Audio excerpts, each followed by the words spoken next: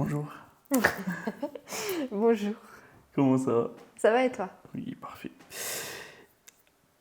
Pourquoi on a tendance à dire que la France est raciste? Ah! On Hmm, commence. On commence par ouais. Euh, Pourquoi on a tendance à dire que la France est raciste? Parce qu'il y a des comportements racistes. Et que malheureusement, ces comportements prennent le dessus sur les comportements qui ne le sont pas. On Mhm. en entend plus parler.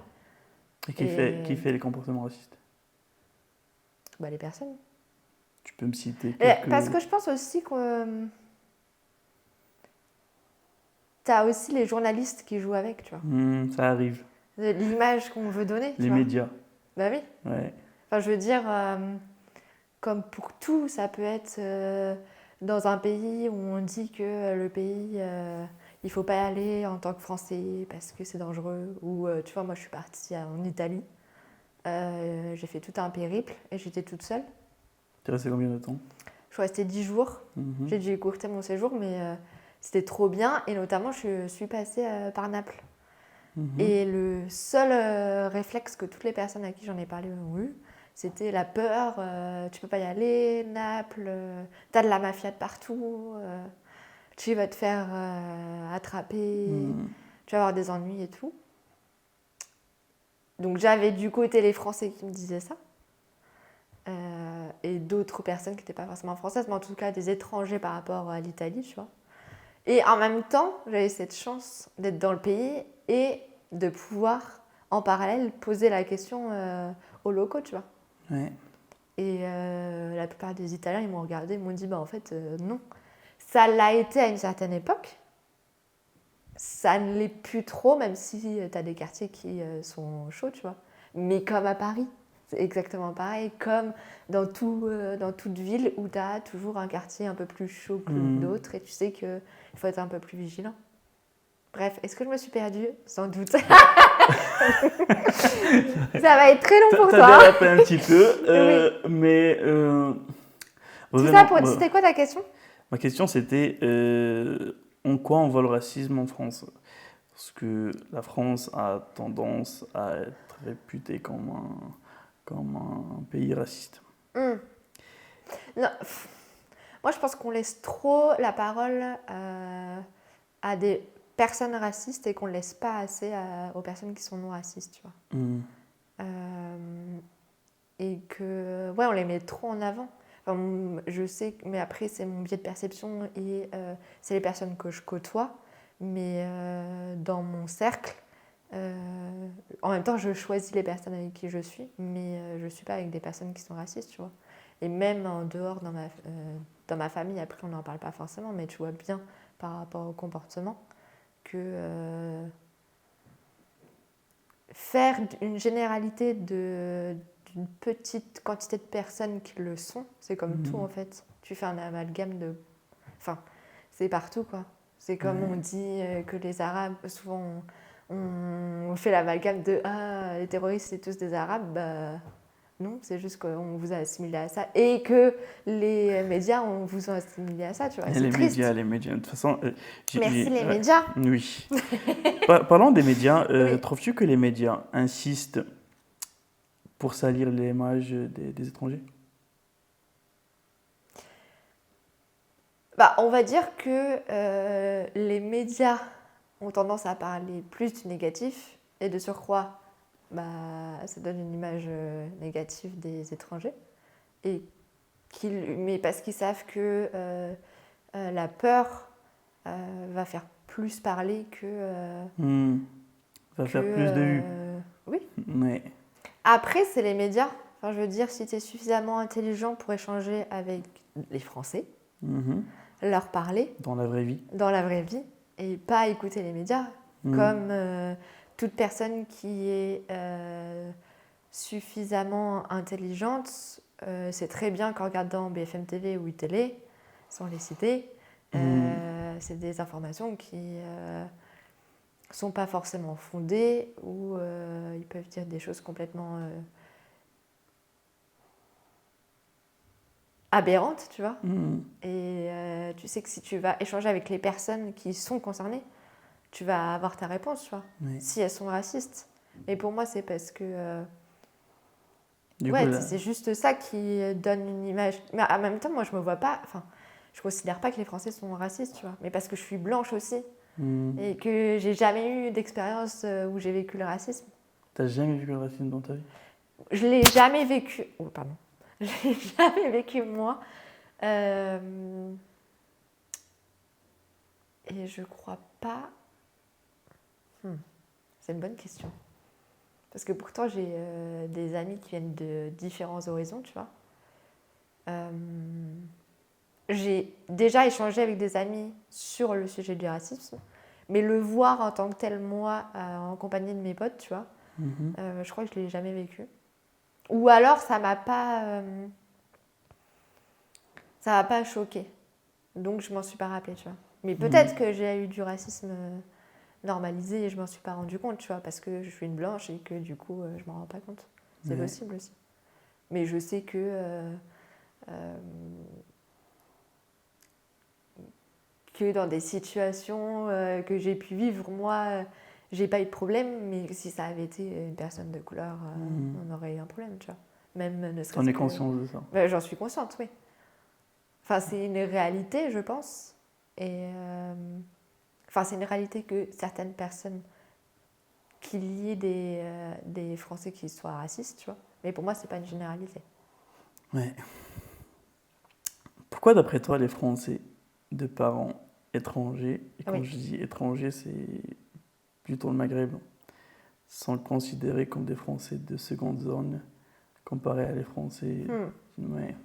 Pourquoi on pense que les personnes qui sont issues de parents étrangers mais qui sont nées en France sont considérées comme... Des Français de seconde zone. Et d'après ce que j'ai remarqué, ça... En gros, ça marche qu'avec les étrangers de parents maghrébins. Mais Ouais. par contre, un étranger de parents italiens, un Français de parents italiens, il est français, quoi. Ouais, c'est une bonne remarque. Je sais pas, c'est une bonne question.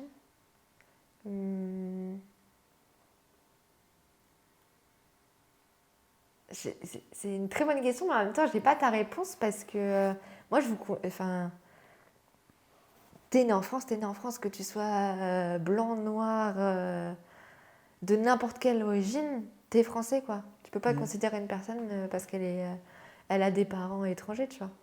T'es né en France, pourquoi on ne te considérait pas comme français ou moins qu'un français? Je trouve pas ça C'est la logique, question tu que vois. tout le monde se pose. Et après, c'est une question Imagine que toi, par exemple, un jour, tu croises un Français, Oui. il te dit, rentre chez toi. Bah, je suis chez moi. Voilà. Mais tu trouveras jamais quelqu'un qui va te dire ça. Parce que tu es chez toi. Qui va me dire ça, moi? Ouais. Oui, parce que... Je suis pas typée. Tu vois? Mais Ah du coup, oui. voilà, on commence Va me le à... dire. Non, mais oui, parce je pense qu'on fait des raccourcis en voyant des personnes, que ce soit de faciès différentes, de couleurs différentes. Alors, est-ce que c'est conscient ou inconscient, je sais pas. T'en as, c'est conscient, et t'en as, c'est inconscient. Mais oui, je pense que naturellement, tu vas pas... Enfin, si tu mets moi et toi à côté et qu'on demande à une personne si on est français... Qui est le plus français? Ça sera toi, quoi. Bah, je pense que malheureusement, les gens font un raccourci. C'est comme si moi, j'étais en Asie et qu'on mettait une personne asiatique et moi à côté, tu vois. Ouais. Et je pense que naturellement, si on demandait des asiatiques quel est le plus asiatique, Mais ça justifie pas le diront la personne comportement asiatique, tu vois. d'avoir du Ah, en jugement. aucun cas, ça Ouais. justifie un comportement raciste et de diminuer une personne quelle qu'elle soit, tu vois. Et on en revient à communiquer, échanger avec la personne. Ouais. Et c'est aussi en t'ouvrant vers les autres, tu vois. Et en grandissant ton cercle aussi. Tu peux pas... ça, ces personnes-là, je pense, du moins, en ayant échangé déjà avec des personnes qui réfléchissent comme ça, en fait, c'est des personnes qui n'ont pas cette ouverture d'esprit d'échanger avec les autres en soi. Parce qu'à chaque fois qu'on a des propos qui sont pas vrais, tu vois, comme le cas de Naples, bah, c'est parce qu'on ne connaît pas. Et souvent, c'est sous l'effet de la peur, tu vois. Et parce que c'est l'inconnu, bah, on estime que la personne est comme ça. Bah non, en fait, parle, échange. C'est ce qu'on est en train de faire. Hein. Va voir les gens, tu vois. Enfin, tu peux pas dire cette personne-là, elle est plus française que l'autre, parce que ça se trouve, moi, je suis même pas française. Enfin, ça se trouve, la France, je l'aime pas. Et toi, t'es avec le drapeau de la France chez toi, tu chantes la Marseillaise le matin, tu vois. Enfin, ça veut rien dire. Mais je pense que oui, c'est lié. Quand je me mets à la place des Français, de parents étrangers, et qu'ils ne sont pas considérés en France comme des Français, en tant que moi je suis étranger, moi je suis marocain. Si quelqu'un me dit rentre chez toi, bah ok, bah, chez moi c'est le Maroc. En fait, mon vrai chez moi c'est le Maroc. Du coup, je vais. Mais pour les Français qui sont nés ici, on va dire un Français marocain d'origine marocaine, ben lui par exemple, il parle pas arabe, il parle pas marocain. Quand il va au Maroc, c'est que pour les vacances. Mais du coup, chez lui, c'est ici. Quand je me mets à sa place, ben ça fait mal. Oui. Ça fait grave mal. Bah oui. C'est juste parce qu'elle ressemble à moi, quoi. Bah, souvent, on dit l'habit fait pas le moine. Mais en France, l'habit fait le moine. Souvent. Malheureusement, tu vois, je trouve.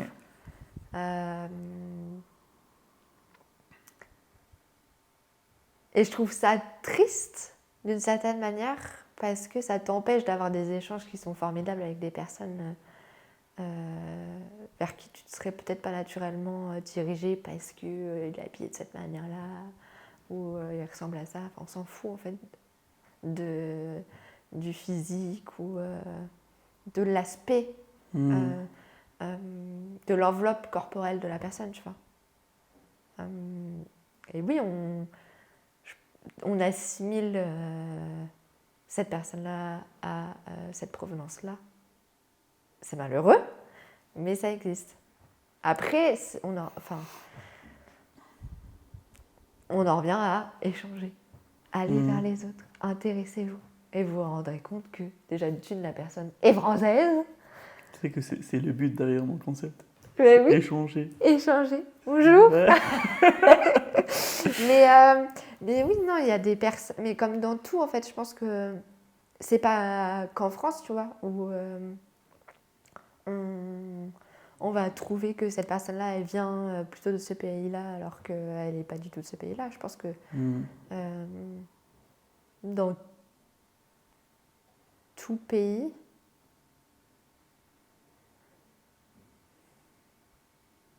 enfin, en tout cas, dans les pays... Après, ça dépend quand même. Je suis en train de réfléchir aux pays dans lesquels je suis allée. Et notamment le Canada, tu vois. Je pense que les Canadiens sont quand même un peu plus ouverts que nous. Mais c'est parce qu'on est aussi vachement renfermés sur nous, tu vois. Oui, mais pourquoi ? Bah parce qu'on est devenu... on s'est enfermé dans une société où c'était très individualiste, tu vois.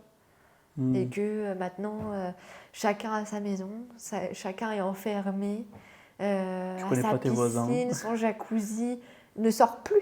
Ouais. Tu vois, je suis pour échanger, travailler sur, fédérer, tu vois, entre les gens, dans le collectif et tout.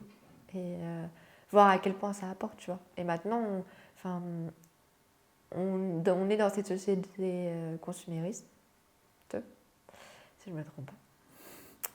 Désolée pour les Français qui parlent très bien français. Mais on est dans cette société de consommation où c'est chacun pour soi et chacun est bien... c'est ça. Et chacun est bien gardé. Et tu vois, je lisais un article et c'était très juste en fait, où on ne va plus dans les parcs. On est chacun dans son jardin, bien enfermé. Et du coup, plus personne n'échange avec personne. C'est le futur avec l'intelligence artificielle, avec le Moi, virtuel. c'est pas le futur que je vois, enfin, que je conçois. C'est quoi le futur que tu vois?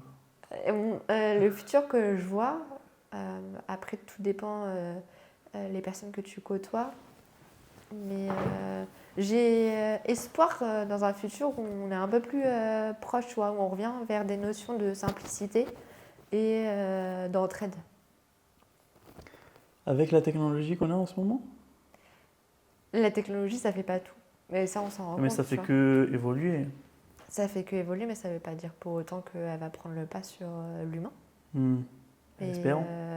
les relations humaines, tout du moins, c'est Ouais. ce que j'espère, tu vois. Mais parce que je côtoie aussi un milieu où c'est du local, c'est du circuit court, et ce milieu-là, c'est des valeurs humaines, tu vois. Et des valeurs d'entraide aussi, beaucoup. Et je pense que je pense que toute personne s'en rendront compte à un moment donné dans leur vie que être qu'entre soi, ça n'avance à rien, tu vois. C'est être contre la nature. Ouais, parce que je pense que l'humain est pas fait pour être seul. Mm. Et on voit bien, t'avances pas tout seul. Tu peux pas avancer. Ouais. C'est en échangeant avec des gens que t'apprends sur une manière de faire ou De toute façon, tu peux tu pas être savais. heureux tout seul. Bah non. Non, c'est con. Quelle personne qui est-ce qui est décédé il y a pas longtemps? Un culte. Je me demande si c'était pas non, pas Facebook. Il y en a un qui est décédé de cancer. Un gars qui est très connu. Je sais plus son nom. C'est pas Amazon. Amazon est toujours vivant. Oui, c'est pas Facebook, il est toujours vivant. Oui. Tesla, il est toujours vivant. Oui, il y en a un très gros qui est décédé là. Très gros qui est décédé. Très gros, enfin pas gros physiquement, mais important au niveau du business dans les. J'en ai aucune idée. Bref, il faut qu'on retrouve. On Ouais, mettra ça dans les bras. Mais je sais pas si tu as vu passer, il avait fait une lettre Non. ouverte sur les réseaux. Il était sur son lit de mort et il avait fait un point sur sa vie.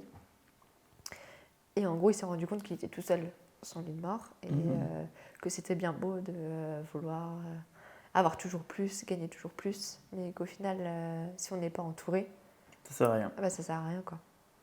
On C'est ne vit vrai. pas heureux. Et moi, je suis d'accord avec ce principe. Mm.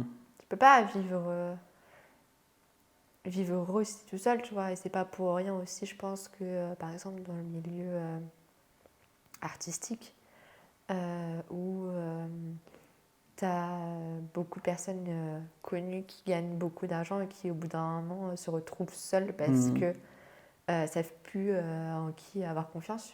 Et beaucoup de personnes finissent par se faire mal parce qu'elles sont toutes seules et qu'elles ne savent pas gérer la solitude, tu vois. De toute façon, l'être humain n'est pas fait pour être seul de base. Il est fait contre pour la être nature. en communauté, quoi. Exactement. Ouais. Voilà la petite conclusion Je sur vais la solitude. je vais faire une liaison pour Vas-y, revenir en fais France. Lisa, oh putain, oui, on s'est Ouais, la éloigné. liaison, elle est vraie.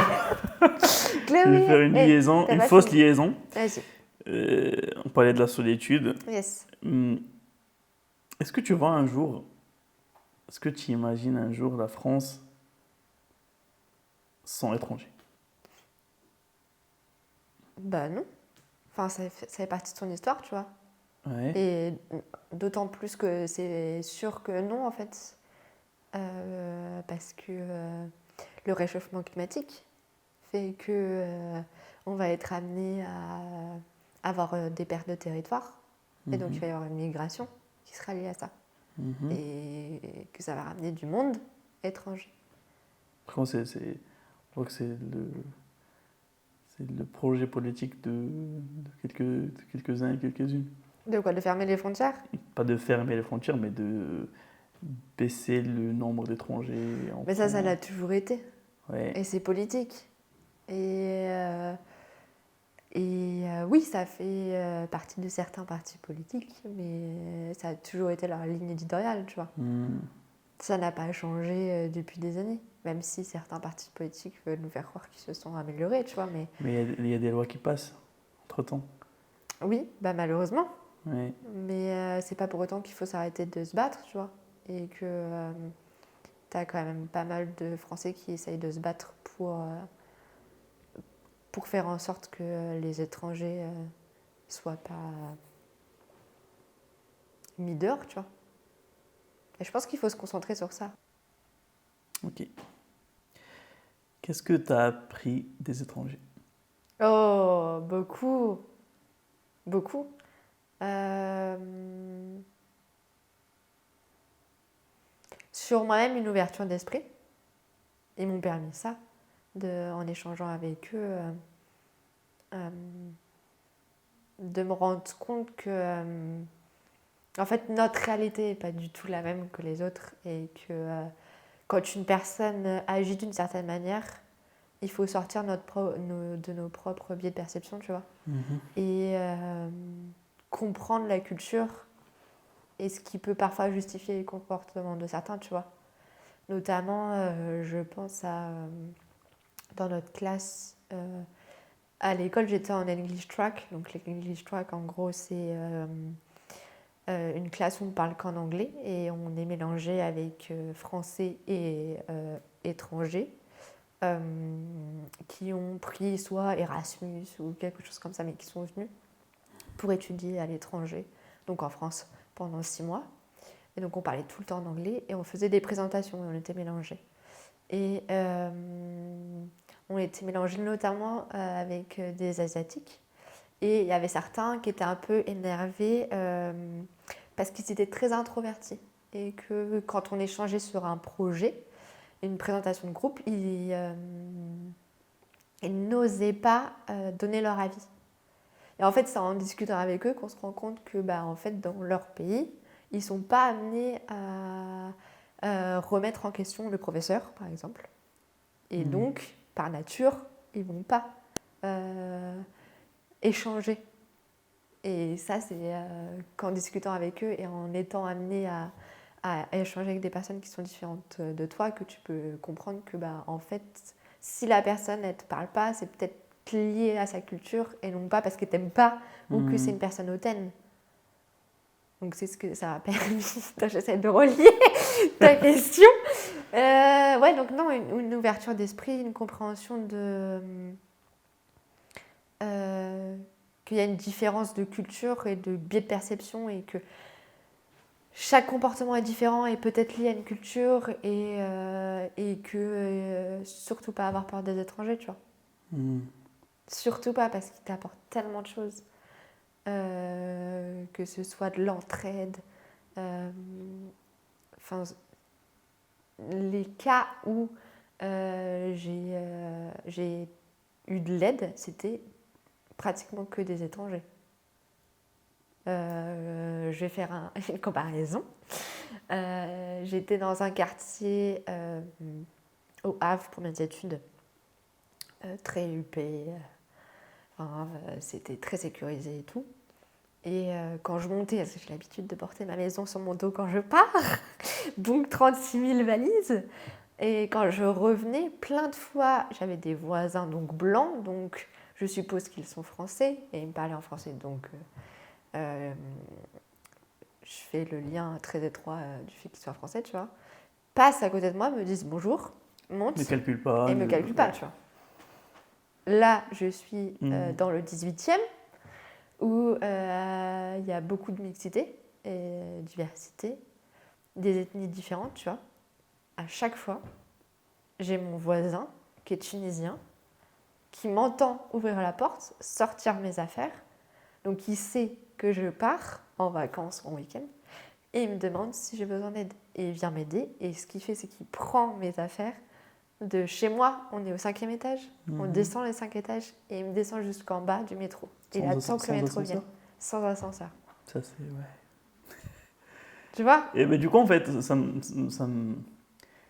m'interpelle. Pourquoi les Français sont comme ça?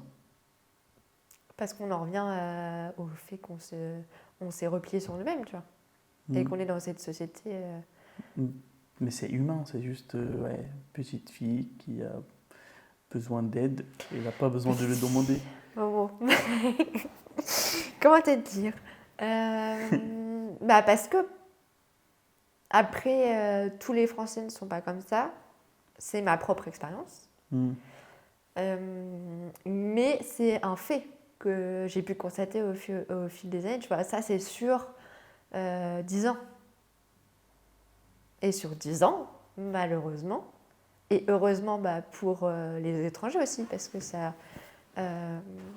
donne une image beaucoup plus positive que celle qu'on donne dans les médias ou l'idée qu'on peut avoir, tu vois. Et à chaque fois, tu vois, je rentre dans le 18e, le réflexe que beaucoup de personnes ont, c'est oh, « t'es dans le 18e, fais attention, non. » À chaque fois, je suis là, bah non. En fait, alors oui, il y a beaucoup de diversité. Oui, malheureusement, t'as beaucoup de personnes qui sont sous substance et qui peuvent être dangereuses. Mais c'est pas pour autant que j'ai eu plus de problèmes que que dans des zones qui sont un peu plus sécurisées, soi-disant sécurisées. Tu vois.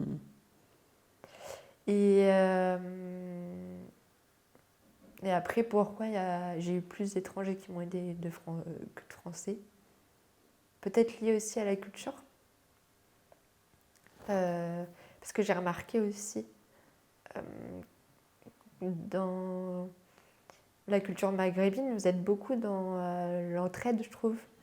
Et l'accueil. L'accueil, ouais. Grave, jamais été aussi bien accueillie. Mais après, ça dépend aussi de l'éducation, je pense. Parce que nous, par exemple, dans ma famille, on est habitué, quand tu reçois quelqu'un, tu l'accueilles, tu vois. Tu l'accueilles avec des petits gâteaux comme tu m'as accueilli ce soir, tu vois. Mais l'esprit d'entraide et de famille, je dirais qu'elle est plus développée dans votre culture à vous que dans la nôtre, tu vois. Et je pense que c'est lié aussi aux générations. Ouais. Parce que la génération de mes parents, c'était très famille. Et tu vois bien au fur et à mesure, les générations ont évolué. Et maintenant, on a beaucoup de maisons de retraite. Ouais. Les grands-parents finissent en maison de retraite, alors qu'à une certaine époque, les grands-parents pouvaient être dans la maison des enfants ou pas loin, et les enfants venaient régulièrement dans la maison, tu vois, des grands-parents. Chose qui ne se fait pratiquement plus, tu vois. Ouais. On est dans une société, on est dans une génération qui a, pour certains, pas forcément envie de se prendre la tête et juste de vivre leur vie. Et donc, il y en a beaucoup qui finissent en maison de retraite. C'est triste. C'est triste. Après, il y a des situations qui font que tu peux pas gérer non plus une personne quand elle est dans... Par exemple, mon grand-père, il avait Alzheimer. Du coup, son état de demander de l'aide. C'est ça, c'est qu'en fait... L'aide professionnelle. Exactement. On va dire, ouais. On n'était pas en mesure de prendre soin de lui. C'est-à-dire qu'à un moment donné, c'était dangereux pour sa propre sécurité. Oui. Et que on avait beau venir, mon père et ses frères et sœurs ont toujours fait leur maximum pour le laisser le plus tardivement chez lui. Mais à un moment donné, quand on en vient à la sécurité de la personne, et malheureusement, c'est mieux de le laisser dans une structure que cette décision était pour son bien. Oui. Pas pour votre bien. Non, non. Oui. Nous, c'est notre préoccupation première, c'est de savoir si la personne a envie d'y aller ou pas, tu vois. Et je pense qu'en fait, logiquement, quand t'en parles avec des personnes âgées, elles n'ont pas envie de partir de chez elles, tu vois.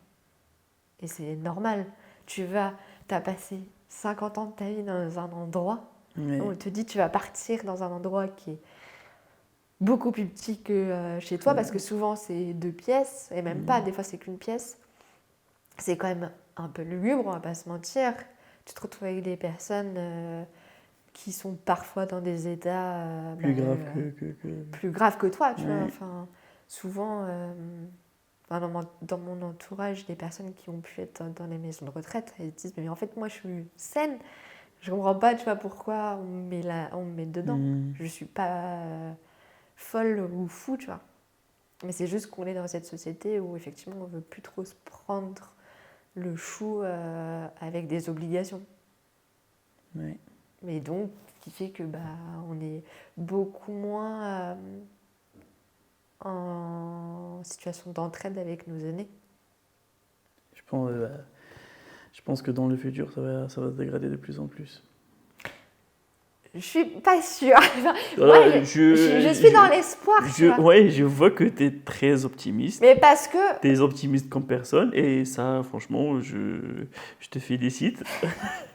Non, mais... Mais moi, pour être très honnête avec toi, quand je vois ce qui se passe dans le monde actuellement, notamment les guerres, notamment l'injustice, et notamment plein de choses, ça me donne pas espoir.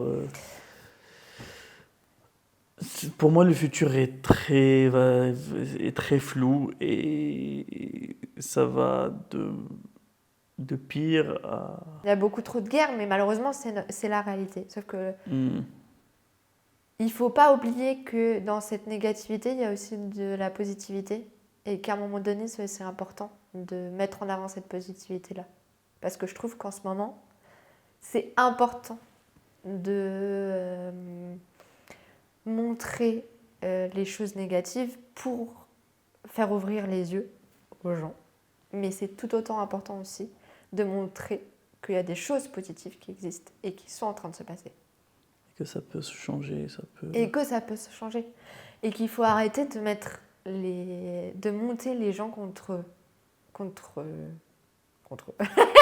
les uns contre les autres. De monter les gens les uns contre les autres parce que déjà d'une, ça n'avance rien. Et en fait, montrer les gens les uns contre les autres, c'est juste donner raison aux à la guerre. politiques. Oui, à la guerre.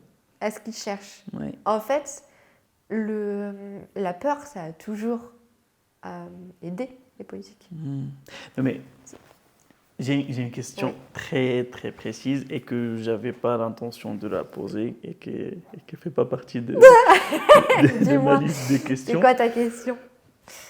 Que penses-tu de ce qui se passe actuellement à Gaza? Ah non.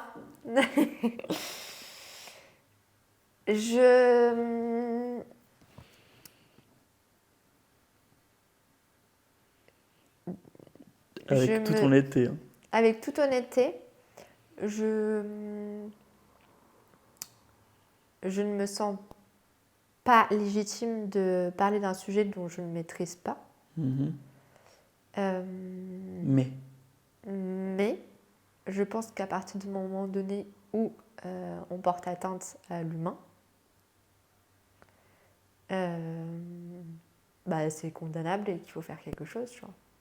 Et qu'on ne peut pas laisser passer. Et que ce qui se passe à Gaza va se passer dans d'autres endroits. Et que je pense que c'est juste le début. Et que si on ne décide pas de se soutenir et de participer à des marches ou à des actions pour montrer qu'on est en désaccord avec ce qui se passe, ça va faire que s'envenimer, tu vois. Mais on est sur un sujet que moi, personnellement, je ne maîtrise pas. C'est toute une histoire qui est beaucoup plus complexe, je pense, que ce qui se passe en ce moment. Et je pense que c'est sur des années et des années d'histoire complexe. Et que, comme beaucoup de sujets, je pense qu'il y a certaines personnes qui émettent un jugement, mais qui déjà d'une ne sont pas forcément concernés par le sujet et de deux n'ont pas suffisamment de connaissances pour parler sur le sujet et on en vient à des choses complètement ahurissantes, tu vois, et qu'à un moment donné il faut venir juste à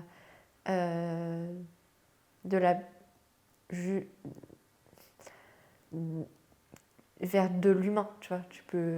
T'as beau dire ce que tu veux, mais à un moment donné, on peut pas tuer des personnes qui sont complètement innocentes, qui n'ont rien demandé, des enfants s'attaquer à des écoles, des hôpitaux, enfin, à un moment donné, tu vois, tu peux pas. C'est injustifiable. Mais ça fait partie aussi de ce monde qui part un peu à la dérive. Mm. Et qu'il faut revenir vers des valeurs C'est pour ça que de les gens solidarité, tu vois. sont de plus en plus pessimistes. Ça se comprend. Bah, ça se comprend. En même temps, il y a des guerres de partout. T'as le réchauffement climatique où littéralement notre planète Il est en train de fondre. est en train de fondre, notre maison est en train de s'écrouler, tu vois. Donc, à quel moment on ne peut pas avoir un moment de pessimisme, tu vois?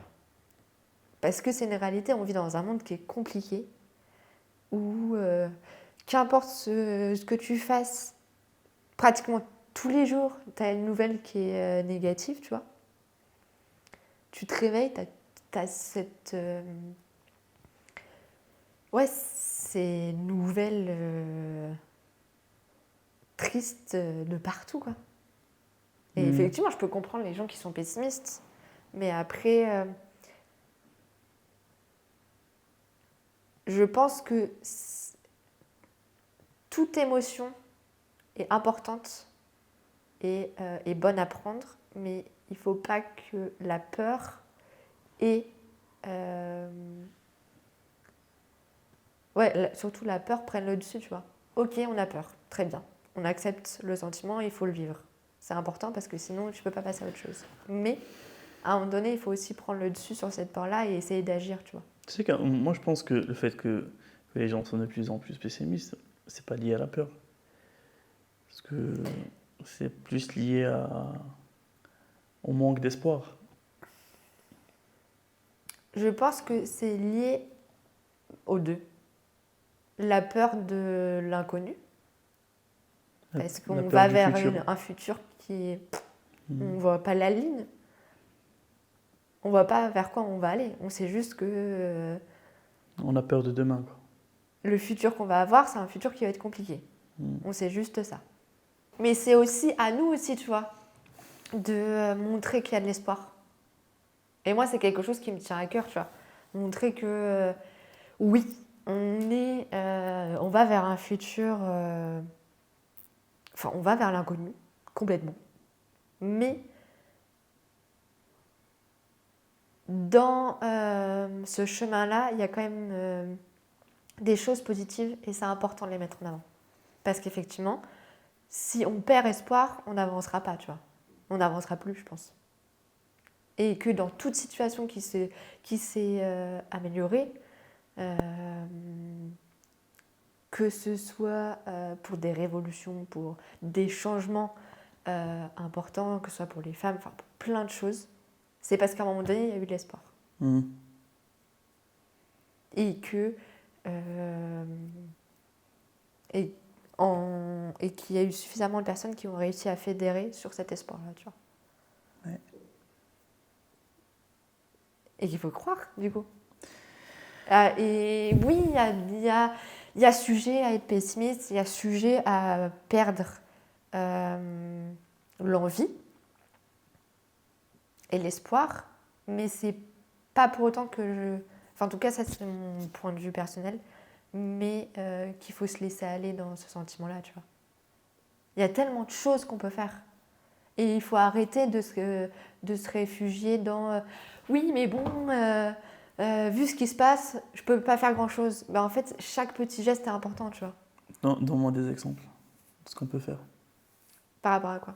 Par rapport au futur, par rapport à garder l'espoir, par rapport à ne pas avoir peur, ou bien ne pas laisser la peur Alors, je dis pas qu'il faut pas avoir dominer. peur. Ouais.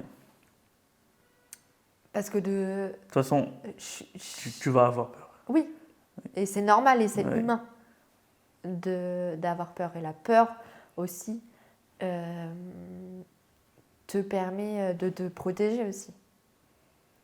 Là, je pense à Camille Etienne notamment, qui avait parlé de la peur dans une de ses interviews. Et que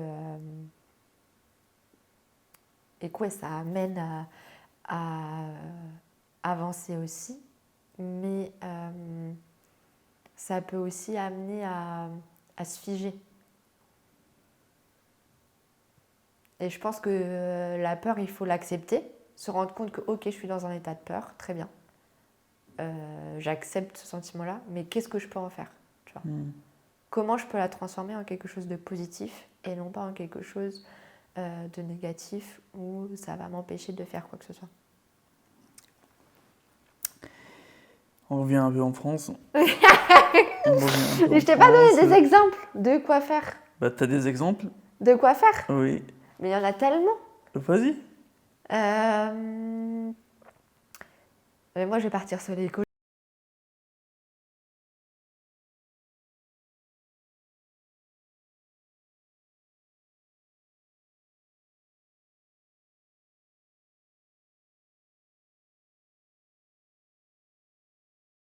Et que tu arrives à retrouver de l'espoir aussi.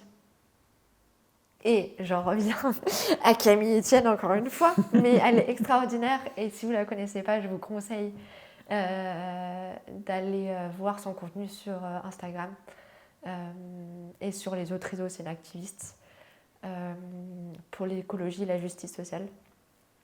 Elle était dans une interview avec Swan Périssé et elle expliquait tous les avantages qu'il y avait à revenir vers de l'action collective, à aller dans les rues, à juste porter sa voix et être ensemble, tu vois. Et cette aura que tu as quand tu te fédères et quand tu es ensemble, c'est énorme et ça peut amener à des changements. Elle a pu faire voter des lois super importantes sur la protection, par exemple, des océans, faire des changements qui n'auraient pas été capables si elle n'avait pas eu tout le monde derrière. Et il y en a qui peuvent croire que c'est utopiste de dire on va y arriver, mais si, on va y arriver. Les changements qui ont été faits, ils n'ont pas été faits par une seule personne. Ils ont été faits parce qu'il y a eu... un travail collectif. Oui, il y a eu tout le monde qui s'est fédéré. Il y a un groupe qui est ressorti et qui a exprimé son mécontentement, tu vois. Et qu'est-ce que les politiciens attendent? Ils attendent juste que les gens aient peur. Et ils l'utilisent, cette peur-là. Regarde dans les médias. À chaque fois aux élections, ils en reviennent toujours à la peur de la France. Il y a beaucoup d'insécurité. On parle des partis qu'on connaît très bien, mais où ils appuient sur la peur parce qu'ils savent très bien que la peur, ça amène à voter pour eux. Oui. Mais je pense qu'il ne faut pas croire en ce que certains médias peuvent nous faire croire et plutôt croire en ce que certaines personnes et s'intéresser aussi autour de soi, aux projets qui existent, tu vois. Il y a tellement de projets positifs qui existent, des projets qui ramènent vers revenir vers l'essentiel. Tu vois, moi je parle de l'écologie, mais l'écologie, au final, l'acceptation de tous, c'est un peu lié. Enfin, tout est lié en fait, si tu regardes bien. Parce que on est vers des valeurs de solidarité, de respect du savoir-faire. Enfin, on revient vers des valeurs qu'on a un peu oubliées, tu vois. Et les petites actions, c'est faire partie d'un collectif, aller faire des marches, que ce soit des marches, moi, pour l'écologie ou contre ce qui se passe à Gaza, contre les lois qui ont été votées récemment pour les étrangers. Si personne ne fait rien, c'est sûr que rien ne va être bougé, tu vois. Je suis complètement d'accord avec toi.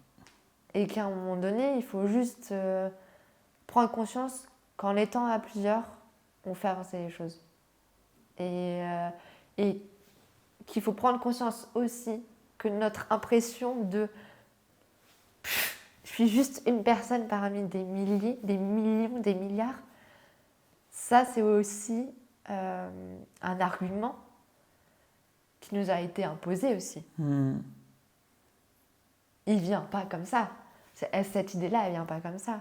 C'est juste qu'on nous a persuadé que toi, petit être humain, petit point, tu n'auras pas d'importance. Bah si, tu as l'importance. Chaque voix a importance. Ouais.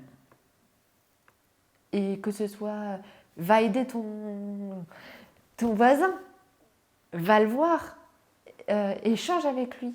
Et en fait, tu vas voir que déjà d'une, ça va t'apporter mais tellement, toi, personnellement. Va aider les autres. Genre, tu vois, hier, j'étais dans un supermarché et je suis arrivée à la fermeture. J'ai payé à la caisse et il s'avère qu'il y avait une maman et sa fille qui étaient à la caisse et la carte ne passait pas. Mais elles ont essayé de demander aux dames qui étaient là si elles pouvaient retirer l'argent en face. Sauf que c'était la fin de journée et ils ne voulaient pas et ils ont refusé. Et ils disaient, bah oui, mais c'est notre repas de ce soir. Bref, ils n'ont pas voulu entendre. Bah, qu'est-ce que j'ai fait ? J'ai payé. Ouais. Et la dame, à la fin, elle était toute reconnaissante. Et qu'est-ce qu'elle a fait ? Et bah, elle m'a donné le montant après, au retrait, tu vois. Elle était contente. Toi, t'étais Moi, contente. Tout le monde est content. J'étais contente d'avoir aidé quelqu'un. Ouais.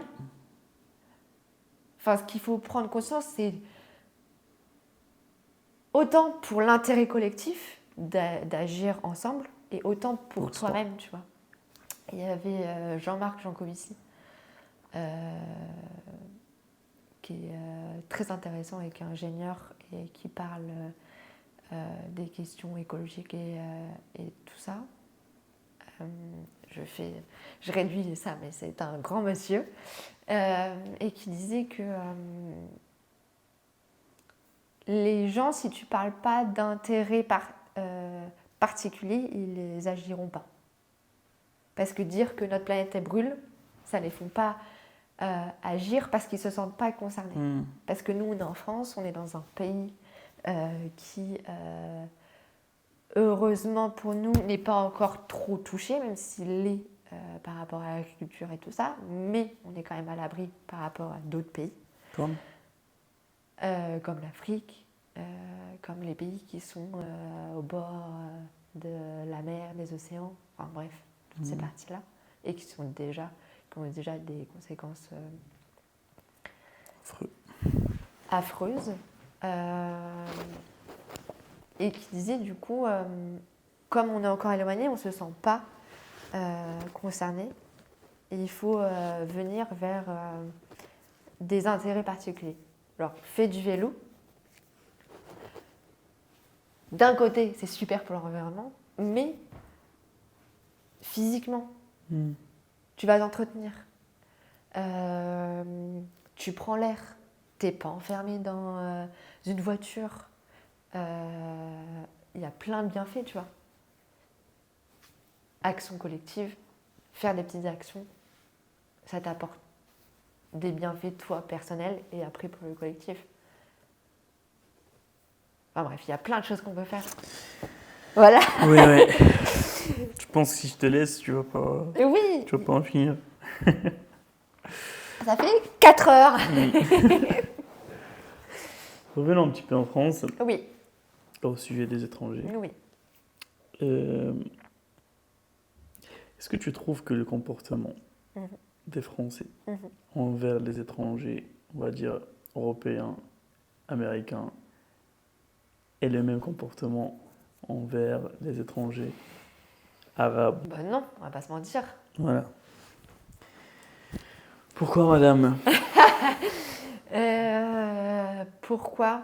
Bah parce que on cultive cette peur de culture qu'on ne connaît pas, je pense, et que cette peur-là nous fait croire que des personnes qui ne seraient pas européennes, américaines, se comporteraient mal, tu vois. Mais c'est pas pour autant le cas. Et c'est aussi parce que je pense que dans notre culture, tu as eu le soft power aussi, beaucoup, notamment avec les Américains et leurs films, où l'Amérique, c'est formidable, C'est ceux qui American sauvent Dream. tout le monde à chaque fois, tu vois. Mm. Le fameux rôle du sauveur, Mm. tout est grand, tout est magnifique.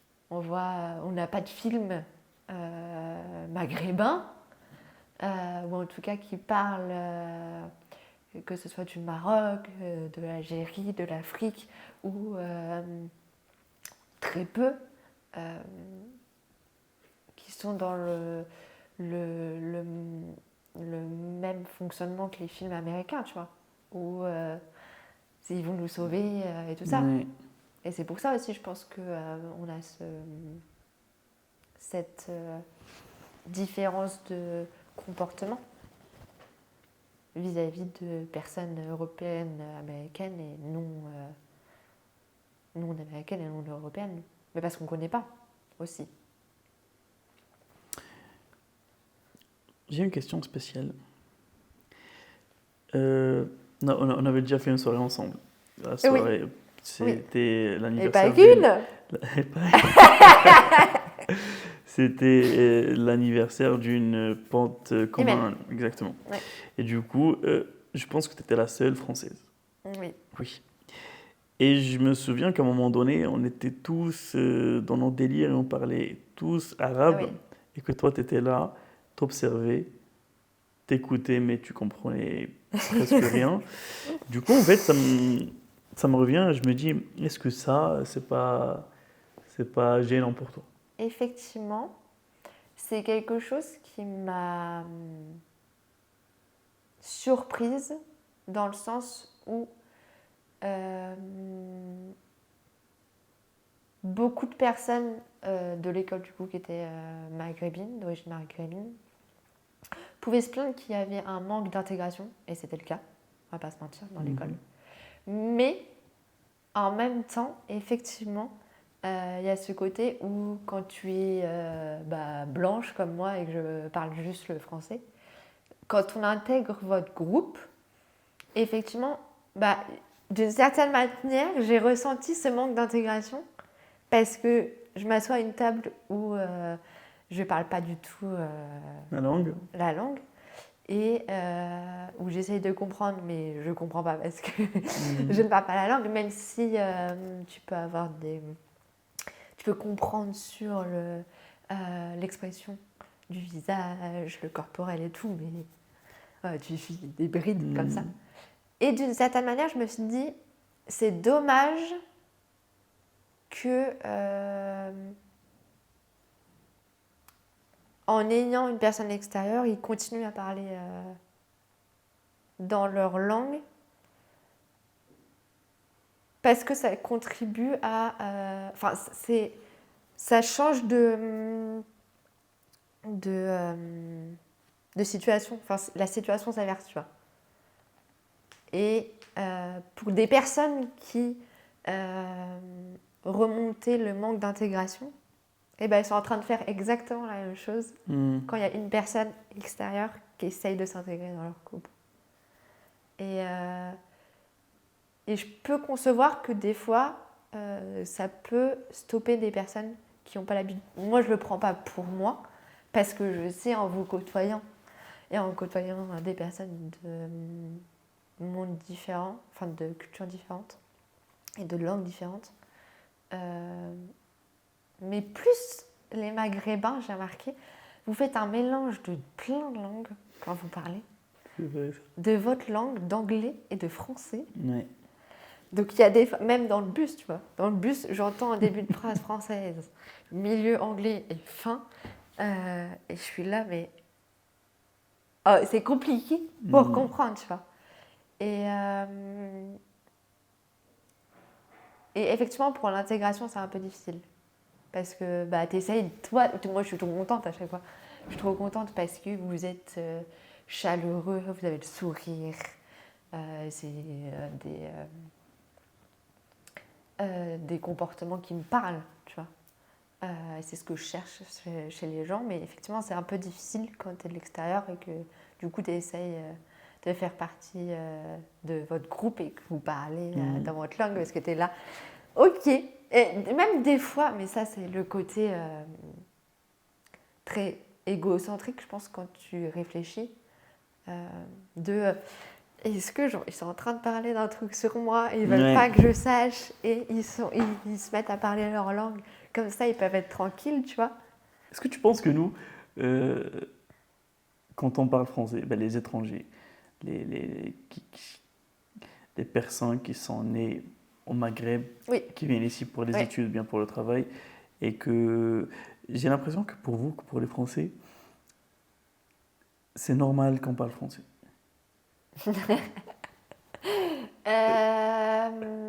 Bah, d'une certaine manière, oui, parce que je crois que vous étudiez le français. Oui, Donc pour nous, quand... mais figure-toi qu'on étudie le français de la même manière que vous étudiez l'anglais. Ok, d'accord, très bien. C'est vrai que après le bac, nos études sont vraiment que en français. Mais sinon, avant, on parle arabe, on a 5 heures de français par semaine. Mais tu sais que quand ça m'est arrivé des fois d'être avec des personnes d'origine maghrébine et de dire « Ah, tu parles français ?» Genre juste, bah, ok, cool, c'est trop bien. Et d'avoir la personne qui est offensée que je dise ça, tu vois. Genre, bah ouais, c'est normal que je parle français. Et Oui, je c'est suis normal là, parce bah, que chaque personne ok. qui a fait des études et que, en gros, en fait, pour nous, et ça c'est un truc que j'aime pas du tout, au Maroc, ou bien au Maghreb en général, dans le Maghreb, si tu parles pas une deuxième langue, ben nous le français, parce que le français est notre deuxième langue, ça veut dire que t'es pas cultivé, quoi.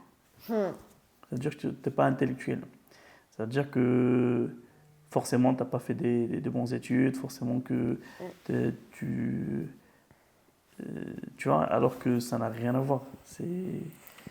Alors, je pense que c'est pas juste au Maghreb. Je pense qu'en France, on a un peu aussi pareil. Ah, je pense pas. Ah ouais, pas aussi Oui, parce qu'en France, poussé. tu peux vraiment avoir un bon poste, mais que tu ne parles pas du tout anglais, par exemple. C'est pas faux. Ouais. Au Maroc, ça se passe Mais, pas du tout comme ça. mais cette notion de intellectualité, on l'a, je pense aussi, dans le sens où quand tu as un Français qui ne sait pas parler anglais, enfin souvent les postes de haut niveau, c'est souvent lié à français-anglais. Comme pas de haut niveau, quoi. Oui. Oui. Après, oui, tu peux commencer Ouais, au Maroc, t'as pas de plus poste. bas.